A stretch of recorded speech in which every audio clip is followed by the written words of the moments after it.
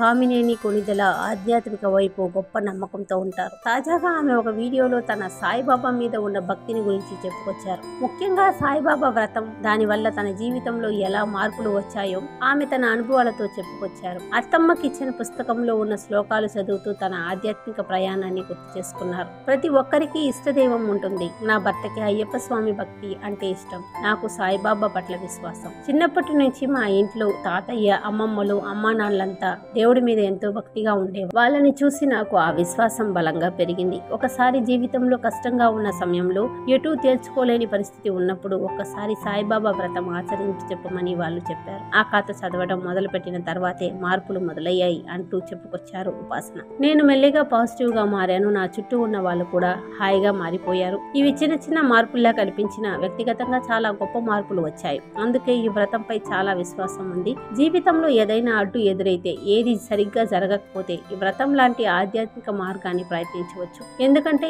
ఈ లోకంలో ఏ మందు చేయని పని విశ్వాసం చేస్తుంది అన్నారు. స్పిరిచువాలిటీని అలవాటు చేసుకోవడం వల్ల మనిషిలో గొప్ప మార్పులు వస్తాయి. ఉపవాసాలు, వ్రతాలు మన మనస్సును శుభ్రం చేస్తాయి. నిజమైన నమ్మకంతో చేస్తే జీవితంలో మార్పులు వస్తాయని ఉపాసన షేర్ చేసిన వీడియో ఆధ్యాత్మిక పట్ల గొప్ప స్ఫూర్తిని ఇస్తోంది.